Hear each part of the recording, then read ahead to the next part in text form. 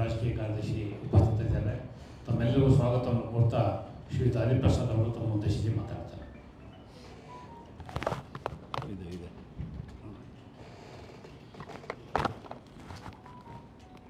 ಎಲ್ರಿಗೂ ನಮಸ್ಕಾರ. ಇವತ್ತಿನ ಪತ್ರಿಕಾಗೋಷ್ಠಿಯಲ್ಲಿ ಮೀಡಿಯಾ ಇನ್ಚಾರ್ಜ್ ಆಗಿರ್ತಕ್ಕಂಥ ಮಾಜಿ ವಿಧಾನ ಪರಿಷತ್ತಿನ ಸದಸ್ಯರು, ಗೆಳೆಯರು ಆಗಿರ್ತಕ್ಕಂಥ ರಮೇಶ್ ಬಾಬುರವರೇ, ನಾರಾಯಣ ಸ್ವಾಮಿಯವರೇ, ರಾಮಚಂದ್ರಪ್ಪನವರೇ, ದೀಪಕ್ ತಿಮ್ಮಣ್ಣವರೇ, ಸತ್ಯನಾರಾಯಣರವರೇ ಹಾಗೂ ಬಾಲರಾಜರವರು ಸಹ ಇದ್ದಾರೆ. ಇವತ್ತಿನ ಪತ್ರಿಕಾಗೋಷ್ಠಿಯ ಮೂಲ ವಿಚಾರ ಮೊನ್ನೆ ತಾನೇ ಆದಂಥ ಕದನ ವಿರಾಮದ ವಿಚಾರದಲ್ಲಿ ತಮ್ಮ ಮೂಲಕ ಹಲವಾರು ಪ್ರಶ್ನೆಗಳನ್ನು ಕೇಳಲಿಕ್ಕೆ ನಾನು ಇಚ್ಛೆ ಬೀಳ್ತಾನೆ. ಪತ್ರಿಕಾಗೋಷ್ಠಿಯ ಮಾಡೋ ಮೊದಲು ಈ ರಾಷ್ಟ್ರದ ರಕ್ಷಣೆ, ರಾಷ್ಟ್ರದ ಭಾರತೀಯರ ಜೀವ ರಕ್ಷಣೆ ಮತ್ತು ಆಸ್ತಿ ಪಾಸ್ತಿಗಳನ್ನು ರಕ್ಷಣೆ ಮಾಡಿ ಪ್ರಾಣಾರ್ಪಣೆ ಮಾಡಿರ್ತಕ್ಕಂಥ ಎಲ್ಲ ಯೋಧರಿಗೂ ಸಹ ಶ್ರದ್ಧಾಂಜಲಿಯನ್ನು ಅರ್ಪಿಸುತ್ತಾ ಈ ಒಂದು ದೇಶಕ್ಕೆ ಹೋಗಿ ತ್ಯಾಗ ಮಾಡಿದಂಥ ಮಹಾನ್ ಚೇತನಗಳಿಗೆ ವೈಯಕ್ತಿಕವಾಗಿ ಪಕ್ಷದ ಪರವಾಗಿ ಶ್ರದ್ಧಾಂಜಲಿಯನ್ನು ಅರ್ಪಿಸುತ್ತಾ ಕುಟುಂಬದ ಸದಸ್ಯರನ್ನು ಕಳೆದುಕೊಂಡಿರ್ತಕ್ಕಂಥ ಕುಟುಂಬದವರಿಗೆ ಮತ್ತು ಸೈನಿಕ ಕುಟುಂಬದವ್ರಿಗೂ ಸಹ ಭಗವಂತ ಶಕ್ತಿ ಕೊಡಲಿ, ಈ ಒಂದು ನಷ್ಟವನ್ನು ಭರಿಸಲಿಕ್ಕೆ ಅನ್ನೋದನ್ನು ಪ್ರಾರ್ಥನೆ ಮಾಡಿ ತಮ್ಮ ಮುಂದೆ ಕೆಲವು ವಿಚಾರಗಳನ್ನ ಹೇಳಲಿಕ್ಕೆ ಇಚ್ಛೆ ಬೀಳ್ತೇನೆ. ಕಾಂಗ್ರೆಸ್ ಪಕ್ಷದ ಕಾರ್ಯಕಾರಿ ಸಮಿತಿಯಲ್ಲಿ ಭಾಳ ಸ್ಪಷ್ಟವಾಗಿ ಕಾಂಗ್ರೆಸ್ ಪಕ್ಷ ತಮ್ಮ ನಿಲುವನ್ನು ಸ್ಪಷ್ಟ ಮಾಡಿದರು.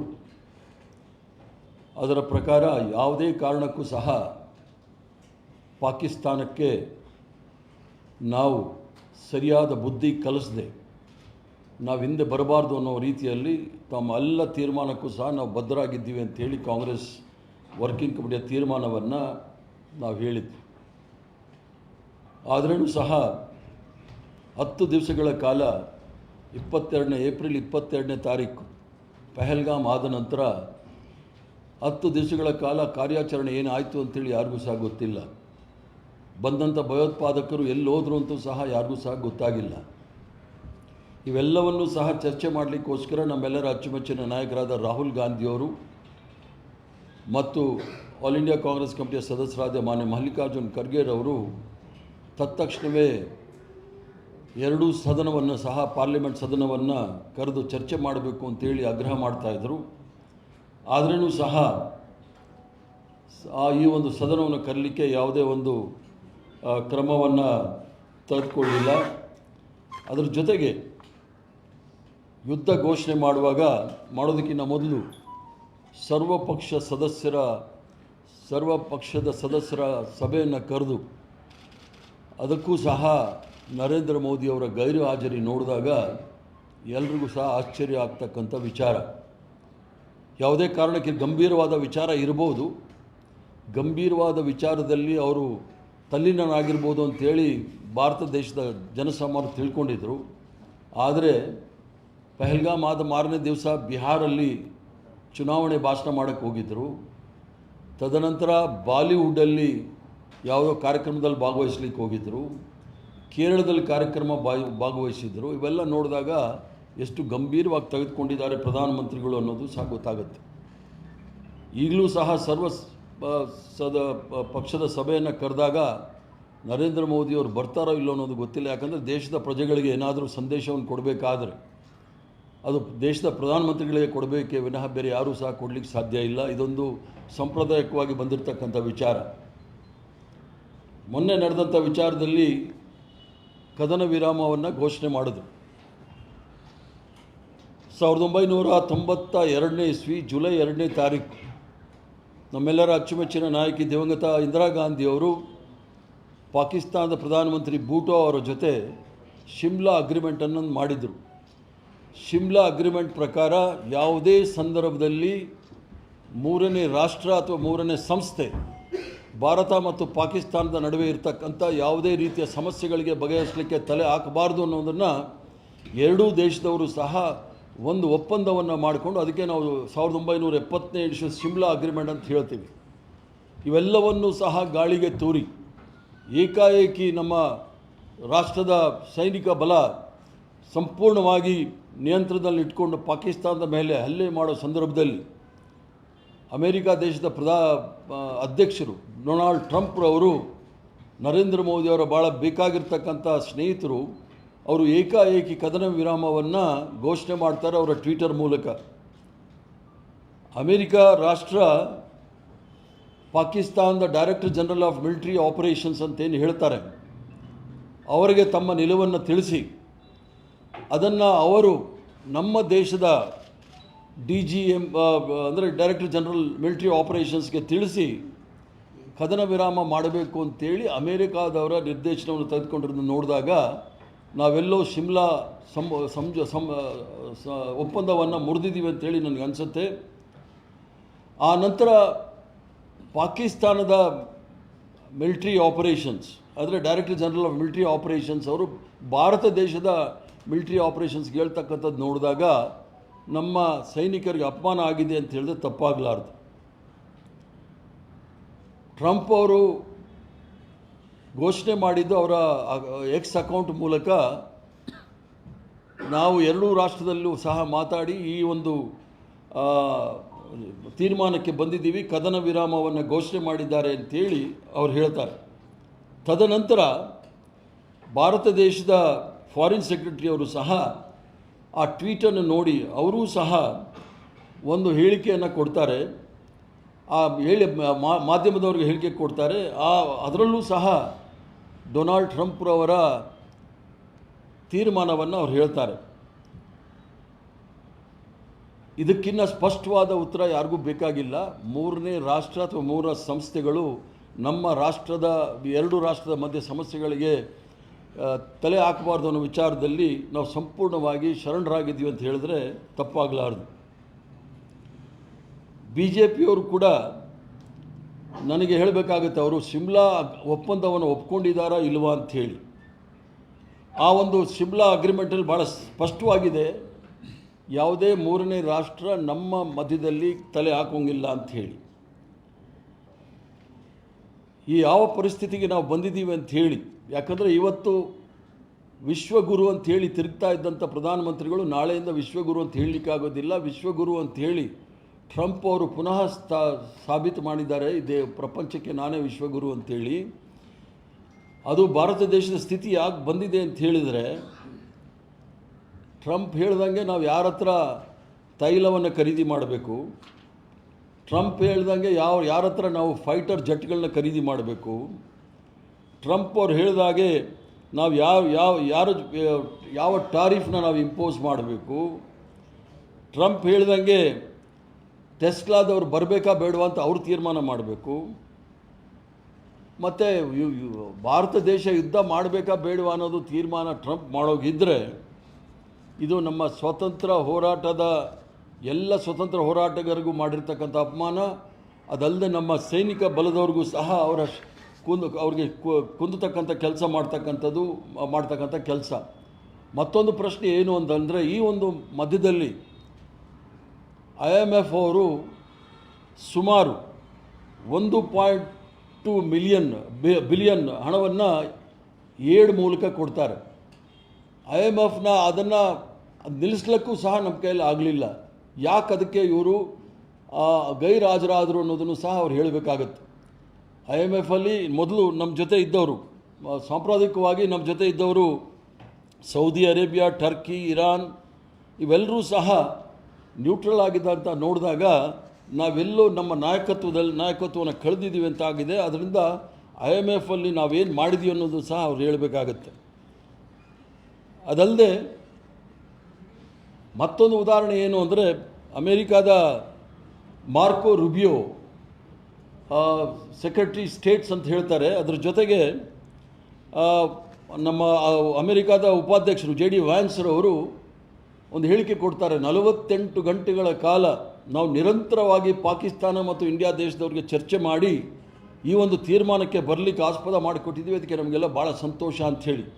ಅವರು ನಮ್ಮ ದೇಶದ ಪ್ರಧಾನಮಂತ್ರಿ, ಪಾಕಿಸ್ತಾನದ ಪ್ರಧಾನಮಂತ್ರಿ ಆಗಿರ್ತಕ್ಕಂಥ ಶಹಬಾಜ್ ಶರೀಫ್ರವರು, ಅಲ್ಲಿರ್ತಕ್ಕಂಥ ಮಿಲಿಟ್ರಿ ಕಮಾಂಡರ್ ಅಸೀಮ್ ಮುನೀರ್ ಅವರು, ಮತ್ತು ಅಸೀಮ್ ಮುನೀರ್ ಅವರು ಫಾರಿನ್ ಸೆಕ್ರೆಟರಿ, ಮತ್ತು ನಮ್ಮಲ್ಲಿರ್ತಕ್ಕಂಥ ಫಾರಿನ್ ಸೆಕ್ರೆಟರಿ ಜೈಶಂಕರ್ ಅವರು, ಇವ್ರ ಜೊತೆ ನಿರಂತರವಾಗಿ ಮಾತಾಡಿ ನಾವು ಈ ತೀರ್ಮಾನಕ್ಕೆ ಬಂದಿದ್ದೀವಿ ಅಂತ ಹೇಳಿದಾಗ ನಾವು ಯಾವ ಮಟ್ಟದಲ್ಲಿ ಈ ದೇಶದ ಗೌರವವನ್ನು ಕಾಪಾಡಿದ್ದೀವಿ ಅಂತೇಳಿ ಪ್ರಧಾನಮಂತ್ರಿಗಳು ಹೇಳಬೇಕು. ಅದರ ಜೊತೆಗೆ ಭಾರತೀಯ ಜನತಾ ಪಾರ್ಟಿಯವರು ನಿನ್ನೆ ಕೇಂದ್ರ ಕಚೇರಿಯಿಂದ ಹೇಳಿದ್ದಾರೆ, seize fire is not an agreement but N understanding ಅಂಥೇಳಿ. ಇಷ್ಟೆಲ್ಲ ಮಾಡಿ ರದ್ದಾಂತ ಮಾಡಿ ದೇಶದಲ್ಲಿ ನಮ್ಮ ಸೈನಿಕರು ಪ್ರಾಣ ಕಳ್ಕೊಂಡಿದ್ದಾರೆ. ಇಡೀ ದೇಶ ನಮ್ಮ ಸೈನಿಕ ಬಲ ಜೊತೆ ನಿಂತಿತ್ತು. ಏನೇ ಹೋರಾಟ ಮಾಡಿದ್ರೆ ನಾವು ಇದ್ದೀವಿ ಅಂತ ಹೇಳಿ ಅದಕ್ಕೆಲ್ಲಕ್ಕೂ ಸಹ ತಣ್ಣೀರು ಯಾಕೆ ಎರಚಿದ್ರಿ ಅಂಥೇಳಿ ನರೇಂದ್ರ ಮೋದಿಯವರು ಹೇಳಬೇಕು ಅಂತೇಳಿ ನಾನು ಪ್ರಶ್ನೆ ಮಾಡ್ತಾಯಿದ್ದೀನಿ. ಏನಾದರೂ ಪ್ರಶ್ನೆಗಳಿದ್ದರೆ ಹೇಳಿ, ನಾನು ಉತ್ತರ ಕೊಡ್ತೀನಿ.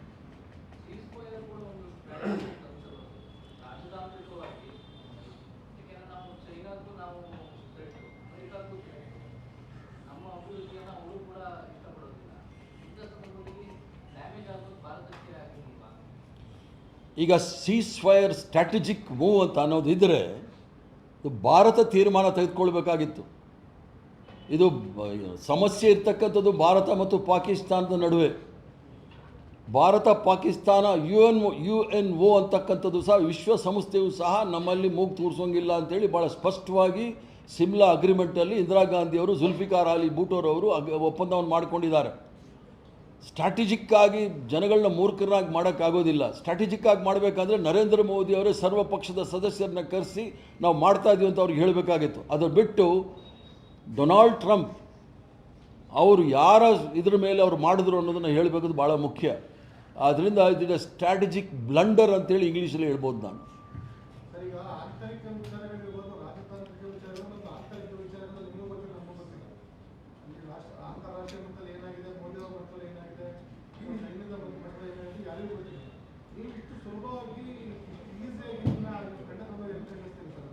ತಿರ್ಗಾ ರಿಪೀಟ್ ಮಾಡಿ. ಅಂತಾರಾಷ್ಟ್ರೀಯ ಮಟ್ಟದಲ್ಲಿ ರಾಜತಾಂತ್ರಿಕ ಮಟ್ಟದಲ್ಲಿ ಏನಾಗಿದೆ ಅಂತ ನಿಮಗೂ ಗೊತ್ತಿಲ್ಲ, ನಮಗೂ ಗೊತ್ತಿಲ್ಲ. ಮೋದಿ ಅವರಿರ್ಬೋದು, ಸೈನ್ಯ ಇರ್ಬೋದು, ಮತ್ತು ಅಂತಾರಾಷ್ಟ್ರೀಯ ಮಟ್ಟದಲ್ಲಿ ಬೇರೆ ಬೇರೆ ಇರೋ ವಿಚಾರಗಳು ಚರ್ಚೆ ಆಗಿದೆ ಅಂತ ಇದನ್ನು ನೇರವಾಗಿ ನೀವು ಹೇಗೆ ಖಂಡಿಸ್ತಿದ್ದೀರಿ? ನೇರವಾಗಿ ನಾನು ಪ್ರಶ್ನೆ ಮಾಡ್ತಾ ಇದ್ದೀನಿ. ಅಂತಾರಾಷ್ಟ್ರೀಯ ಮಟ್ಟದಲ್ಲಿ ಪಾಕಿಸ್ತಾನ ಮತ್ತು ಇಂಡಿಯಾದ ಸಮಸ್ಯೆಗಳಿಗೆ ಯಾರೂ ಸಹ ತಲೆ ತೂರಿಸೋಂಗಿಲ್ಲ, ಭಾಳ ಸ್ಪಷ್ಟವಾಗಿದೆ. ಆದ್ದರಿಂದ ಬೇರೆಯವ್ರಿಗೆ ಅವಕಾಶ ಯಾಕೆ ಕೊಟ್ರಿ ಅಂತ ನಾನು ಪ್ರಶ್ನೆ ಮಾಡ್ತಾ ಇದ್ದೀನಿ. ಆಂತರಿಕವಾಗಿ ಯಾವ ವಿಚಾರ ಇದೆ ಅನ್ನೋದನ್ನು ವಿಚಾರ ಇದ್ರೂ ಕೂಡ ಮೊದಲೇ ಗೊತ್ತಿರೋದಿಲ್ಲ. ಒಂದು ಯಾವುದಾದ್ರೂ ಒಂದು ಯುದ್ಧನ ಘೋಷಣೆ ಮಾಡಬೇಕಾದ್ರೆ ಎಲ್ಲ ರೀತಿಯ ವಿಚಾರಗಳನ್ನ ತಿಳ್ಕೊಂಡು ತಾವು ಮುಂದಿನ ಹೆಜ್ಜೆ ಇಡಬೇಕಾಗುತ್ತೆ. ಸಾವಿರಾರು ಕೋಟಿ ರೂಪಾಯಿ ನಷ್ಟ ಆಗುತ್ತೆ, ಸಾವು ನೋವುಗಳಾಗುತ್ತೆ. ಇದನ್ನೆಲ್ಲ ತಿಳ್ಕೊಂಡು ಮಾಡ್ತಕ್ಕಂಥದ್ದೇ ನಾಯಕತ್ವ ಅಂತ ಹೇಳೋದು. ಆದರೆ ಆಂತರಿಕವಾಗಿ ಅಂತಾರಾಷ್ಟ್ರೀಯ ಮಟ್ಟದಲ್ಲೂ ಸಹ ಇದ್ದರೆ ಇಂದಿರಾ ಗಾಂಧಿಯವರು 1971ನೇ ಇಸ್ವಿಯಲ್ಲಿ ಬಾಂಗ್ಲಾದೇಶ ಯುದ್ಧ ಆಗೋದಕ್ಕಿಂತ ಮೊದಲು ಇದೇ ಅಮೆರಿಕದ ಅಧ್ಯಕ್ಷ ನಿಕ್ಸನ್ ಮತ್ತು ಅಲ್ಲಿರ್ತಕ್ಕಂಥ ಸೆಕ್ರೆಟರಿ ಆಫ್ ಸ್ಟೇಟ್ಸ್ ಕಿಸಿಂಜರ್ ಅವರು ಹೆಣ್ಣು ಮಕ್ಕಳಿಗೆ ಉಪಯೋಗ ಮಾಡದಿರ್ತಕ್ಕಂಥ ಶಬ್ದವನ್ನೆಲ್ಲ ಇಂದಿರಾ ಗಾಂಧಿ ಮೇಲೆ ಉಪಯೋಗ ಮಾಡಿದ್ರು. ಇಂದಿರಾ ಗಾಂಧಿಯವರು ವಿದೇಶಾಂಗ ನೀತಿಯನ್ನು ಯಾವ ರೀತಿ ನಡೆಸ್ಕೊಂಡು ಹೋಗಬೇಕು ಅಂಥೇಳಿ ಅದನ್ನೆಲ್ಲ ಕಡೆಗಣಿಸಿ ರಾಷ್ಟ್ರದ ರಕ್ಷಣೆ ಭಾಳ ಮುಖ್ಯ ಅಂಥೇಳಿ ಆಗ ರಷ್ಯಾದವ್ರ ಜೊತೆ ಅಗ್ರಿಮೆಂಟ್ ಮಾಡಿಕೊಂಡು ಯಾವ ಅಮೆರಿಕಾದವರು ನಿಕ್ಸನ್ ಅವರು 7 ಫ್ಲೀಟ್ ಅಂತೇಳಿ ಅರೇಬಿಯನ್ ಸೀಗೆ ಹಿಂದೂ ಮಹಾಸಾಗರಕ್ಕೆ ಕಳಿಸಿದ ಅದರ ವಿರುದ್ಧವಾಗಿ ಬಾಂಗ್ಲಾದೇಶವನ್ನು ಪಾಕಿಸ್ತಾನವನ್ನು ಸೋಲಿಸಿ ಬಾಂಗ್ಲಾದೇಶವನ್ನು ಮಾಡಿದಂಥ ಕೀರ್ತಿ ಇಂದಿರಾ ಗಾಂಧಿಯವರು ಬರುತ್ತೆ. ಆದ್ದರಿಂದ ಸಂಪೂರ್ಣವಾಗಿ ವಿದೇಶಾಂಗ ನೀತಿಯಲ್ಲಿ ವಿಫಲರಾಗಿದ್ದಾರೆ. ಯಾಕಾಗಿದ್ದಾರೆ ಅನ್ನೋದನ್ನು ಇವ್ರು ಹೇಳ್ಬೇಕು. ಯಾರು ಒತ್ತಡದ ಮೇಲೆ ಆಗಿದ್ದಾರೆ ಅಂತ ಹೇಳಬೇಕಾಗುತ್ತೆ. ಅಲ್ಲ, ಯುದ್ಧದ ಪೂರ್ವ ಸಿದ್ಧತೆ ಮಾಡ್ಕೊಂಡಿರ್ತಾರೆ. ಯಾಕಂದರೆ ಅವರು RSS ಅವರು ಸಹ ಹೇಳಿದರು, 3 ದಿವಸ ಹೇಳಿದರೆ ನಾವೆಲ್ಲರೂ ಸಹ ಗಡಿ ಭಾಗದಲ್ಲಿ ಹೋಗಬೇಕು ಅಂತದ ಸಿದ್ಧತೆ ಎಲ್ಲ ಚೆನ್ನಾಗೇ ಇತ್ತು. ಇದನ್ನು ಯಾಕೆ ನಿಲ್ಲಿಸಿದ್ರು ಅಂತ ಹೇಳೋದು ಭಾಳ ಮುಖ್ಯವಾದ ಪ್ರಶ್ನೆ. ಕಾಶ್ಮೀರ ಜನರಲ್ಲಿ ಈ ಯುದ್ಧ ನಿಂತಿರೋದ್ರಿಂದ ಅಸಮಾಧಾನ ವ್ಯಕ್ತವಾಗಿದೆ. ಕಾಶ್ಮೀರ ಜನ ಒಂದೇ ಅಲ್ಲ, ಇಡೀ ದೇಶದಲ್ಲಿ ಜನ ಅಸಮಾಧಾನವಾಗಿದ್ದಾರೆ. ಯಾಕಂದರೆ ನಾವು ಪಾಕಿಸ್ತಾನಿಗೆ ಒಂದೇ, ನಾನು ಹೋದ ವಾರದಲ್ಲೂ ಸಹ ನಾನು ಪತ್ರಿಕಾಗೋಷ್ಠಿ ಮಾಡಿದಾಗ ಹೇಳಿದೆ, ಪಾಕಿಸ್ತಾನದವರು ಮತ್ತೊಮ್ಮೆ ಇಂಡಿಯಾ ದೇಶದ ಕಡೆ ತಿರುಗಿ ನೋಡಬಾರ್ದು, ಆ ರೀತಿ ಬುದ್ಧಿ ಕಲಿಸ್ಬೇಕು ಅಂಥೇಳಿ. ಆದರೆ ಕೇವಲ ಕಾಶ್ಮೀರ ಜಮ್ಮು ಪ್ರಶ್ನೆ ಅಲ್ಲ, ಇದು ಇಡೀ ದೇಶದ ಪ್ರಶ್ನೆ. ಇಡೀ ದೇಶದ ಭಾರತೀಯರು ಪಾಕಿಸ್ತಾನಕ್ಕೆ ಈ ಬಾರಿ ಬುದ್ಧಿ ಕಲಿಸ್ಬೇಕು ಅಂತೇಳಿ ಕಂಕಣ ಕಟ್ಟು ನಿಂತಿದ್ರು. ಆದರೆ ಅದಕ್ಕೆ ತಣ್ಣೀರು ಎಷ್ಟಂಗಾಗಿದೆ. ಕಾರಣ ಏನು ಅಂತ ನರೇಂದ್ರ ಮೋದಿ ಅವರು ಹೇಳಬೇಕು. ಜೊತೆಗೆ ಇದನ್ನು ಸಂಪೂರ್ಣವಾಗಿ ಚರ್ಚೆ ಆಗಬೇಕಾದ್ರೆ ಲೋಕಸಭೆ ಮತ್ತು ರಾಜ್ಯಸಭೆಯನ್ನು ತತ್ಕ್ಷಣವೇ ಕರೆದು ಅಲ್ಲಿ ಚರ್ಚೆ ಆಗಬೇಕು ಅಂತೇಳಿ ನಾನು ಸಹ ಒತ್ತಡ ಮಾಡ್ತೇನೆ. ಈ ಕದನ ವಿರಾಮಕ್ಕೆ ಒಪ್ಪಾರದು ಈಗ ಕದನ ವಿರಾಮಕ್ಕೆ ಒಪ್ಪಕ್ಕೆ ನೀವು ಹೇಳಿ ಪ್ರಯೋಜನ ಇಲ್ಲ. ಈಗಾಗಲೇ ನಾವು ಹೇಳಿದ್ದೇನು ಅಂದರೆ ಮೂರನೇ ರಾಷ್ಟ್ರದವರು, ಇದು ಸಮಸ್ಯೆ ಇರ್ತಕ್ಕಂಥದ್ದು ಪಾಕಿಸ್ತಾನ ಮತ್ತು ಭಾರತ ದೇಶದ ನಡುವೆ. ಮೂರನೇವ್ರು ಯಾರೂ ಸಹ ಮಧ್ಯಸ್ಥಿಕೆ ವಹಿಸಬೇಕಾದಿರಲಿಲ್ಲ. ಏನೇ ಇದ್ರೂ ಸಹ ನಮ್ಮಲ್ಲೇ ಮಾತುಕತೆ ನಡೆದು ಮಾಡಬೇಕಾಗಿತ್ತೇ ವಿನಃ ಮೂರನೇವ್ರು ಬೇಕಾಗಿಲ್ಲ. ಆದ್ದರಿಂದ ಎಲ್ರಿಗೂ ಸಹ ಪ್ರಶ್ನೆ ಚಿಹ್ನೆ ಬಂದಿದೆ.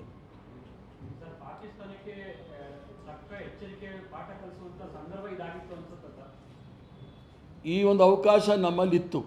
ಅವರಿಗೆ ತಕ್ಕ ಬುದ್ಧಿಯನ್ನು ಕಲಿಸ್ತಕ್ಕಂಥ ಅವಕಾಶಗಳಿತ್ತು.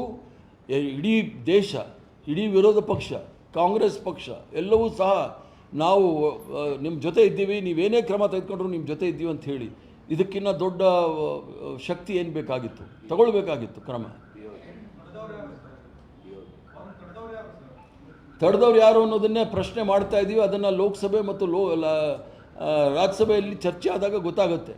ಯಾಕಂದರೆ ಇವರು ಹೇಳ್ತಾ ಇದ್ರು, ನಾವು POK, ಪಾಕ್ ಆಕ್ಯುಪೈಡ್ ಕಾಶ್ಮೀರ್, ಪಾಕ್ ಆಕ್ರಮಿತ ಕಾಶ್ಮೀರವನ್ನು ನಾವು ವಶಪಡಿಸ್ಕೊಳ್ತೀವಿ ಅಂತ ಹೇಳಿ ಭಾಳ ದೊಡ್ಡ ದೊಡ್ಡ ಭಾಷಣಗಳು ಬರ್ತಾಯಿತ್ತು.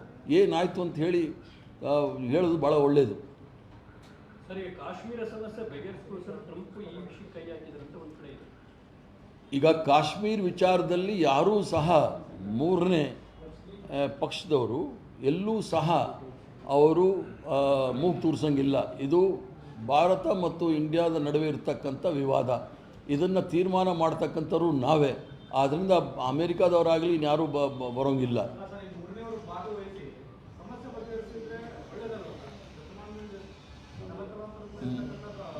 ಮೂರನೆಯವರು ಭಾಗವಹಿಸಿ ಅಷ್ಟೊಂದು ನಾವು ವೀಕ್ ಅಲ್ಲ, ಅಷ್ಟೊಂದು ದುರ್ಬಲರಲ್ಲ ನಾವು. ಮೂರನೆಯವರು ನಮ್ಮ ವಿಚಾರದಲ್ಲಿ ತಲೆ ಹಾಕಿ ಮಾಡಲಿಕ್ಕೆ ನಾವು ಸಹ ಬೇರೆಯವ್ರ ಥರ ಆಗ್ಬಿಟ್ಟಿರ್ತೀವಿ. ಹಾಗಾದರೆ ಮೂರನೇವ್ರ ತಲೆ ಹಾಕಿದಾಗ ದೇಶದ ಐಕ್ಯತೆ ಮತ್ತು ಸಾರ್ವಭೌಮತೆ ಭಾಳ ಮುಖ್ಯ.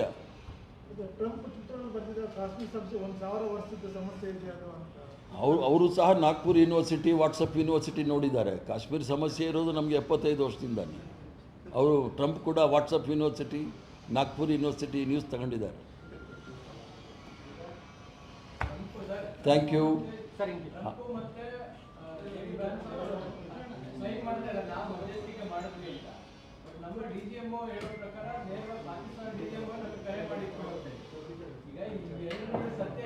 ಈಗ ಅದು ನೀವು ಹೇಳೋದು ಕರೆಕ್ಟೇ, ತಾವು ಹೇಳೋದು ಸತ್ಯ ಇದೆ. ಟ್ರಂಪು ವ್ಯಾನ್ಸ್ ಅವರು 48ಗಳ ಕಾಲ ಚರ್ಚೆ ಮಾಡಿ director general of military operation ಪಾಕಿಸ್ತಾನದವ್ರಿಗೆ ಹೇಳಿದ್ದಾರೆ. ಅದನ್ನು ಅವರು ಇವ್ರಿಗೆ ಹೇಳಿದ್ದಾರೆ. ಅವರೇ ಹೇಳಿದರೆ ಪರವಾಗಿಲ್ಲ. ಟ್ರಂಪ್ ಅವರು ಟ್ವೀಟ್ ಮಾಡಿದ್ದಾರೆ, ನಾನು ಮಧ್ಯಸ್ಥಿಕೆ ವಹಿಸಿ ಶಾಂತಿ ನೆಲೆಸಲಿಕ್ಕೆ ಮಾಡಿದ್ದೀನಿ, ನಮಗೆಲ್ಲ ಸಂತೋಷ ಅಂತ ಹೇಳಿ. ಆದ್ದರಿಂದ ಅಲ್ಲಿಂದ ಮೂರನೇ ರಾಷ್ಟ್ರ ಇದರ ಮಧ್ಯಸ್ಥಿಕೆ ವಹಿಸಿದೆ ಅಂತೇಳಿ ಆಗಿದೆ.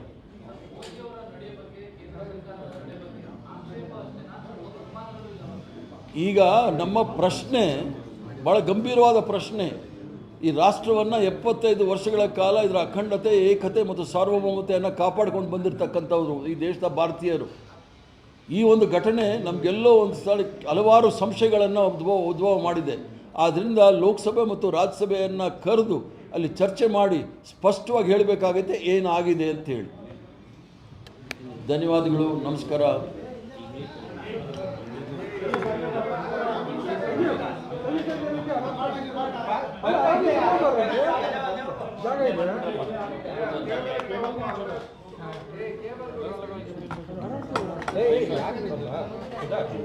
ಬಾಬಾ